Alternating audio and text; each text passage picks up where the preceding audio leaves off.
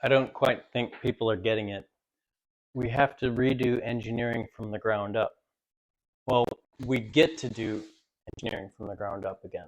And the only part that we can keep is software. It's the only part that's 100% digital, fully parametric, fully modular, and we can copy and paste it for free around the world.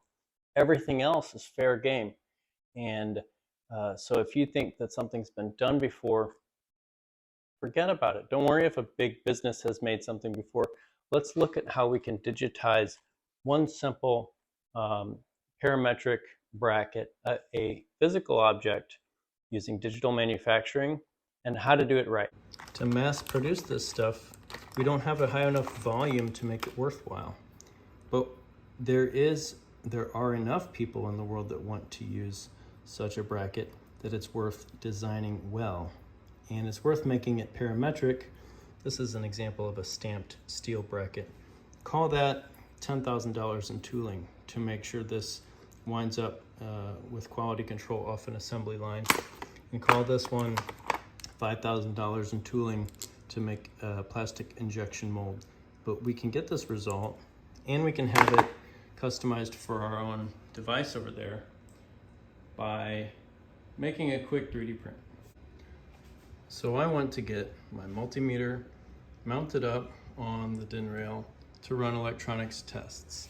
And it's super convenient in every other aspect. We can just wire it right in, change what we're testing, etc. Okay, so we need a mount. The mount is made of 2 parts 3D printed and a simple tube that acts as the hinge. So here's my design in SOLIDWORKS, and I've put the components together and I measured out my multimeter. So if you slice it up, you're going to find something is causing this to squeeze and grip the multimeter. Let's take a slice. It doesn't matter what software you're using. We're using compliance, a convenient feature of plastics that's going to let this amount deflect, and it's going to be pushing back on this edge and back on this edge and forward on this edge, and that's what gets you your clamping. You just spread the wings in order to get the multimeter mounted in there. Now if we open up the part, then we can see that there are parameters. I've made 2 versions of this, 2 configurations. One of them is for a different rectangular device to be held, and when I show configuration, it's bigger. But the model rebuilds itself just based on 2 parameters or 2 variables. This is the only way that makes sense. If you realize that CAD is software, then why would you make your software without variables and turn everything to constants?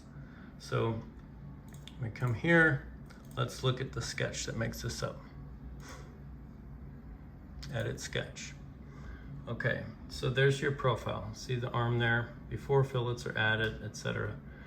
Now, this is the width of the unit that I'm clamping, or the thickness, and it is equal to the thickness of the grip minus my deflection.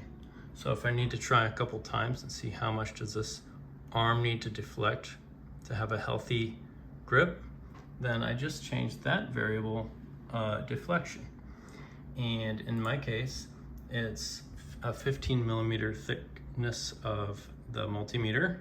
And so I've got 13 millimeters from this base back plate is where my fingers will come in and grab hold. Now, if I share this model for other people to download and print, well, how many people are there out there that need this type of assembly and have my brand of multimeter? There's not that many. But how many people might want to put a multimeter on any DIN rail overall? Maybe thousands, tens of thousands. So we have to make our models easily modified. And we want to put our expertise into the fixed elements, such as my knowledge of this deflection. It gives me my choice of 2 millimeters that I want to see this flex. And then a non-mechanical engineer can figure it out from there. Just like I do when I download software that's going to run on my computer. I don't know all the ins and outs of the software, but I can see what needs to be manipulated to adjust it. So here you go.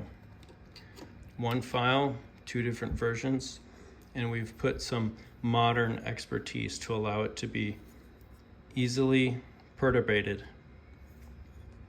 Now, instead of this device, I can hold anything else that's a rectangle. In this case, I measured this servo controller and I checked its thickness and width, and I've just made the second version of the same the same file with the new dimensions here.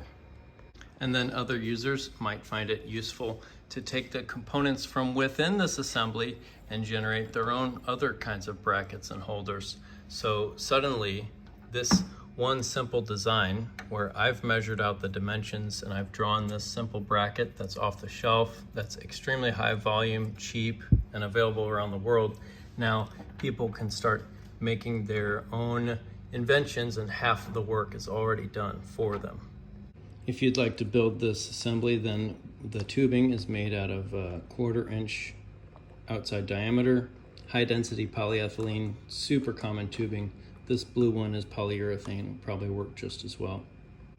Here's the polyethylene. It's intended for water irrigation systems. Good luck out there, and let's consider having the mechanical engineering world get to the modern realm of things where we're as smart as the software engineers.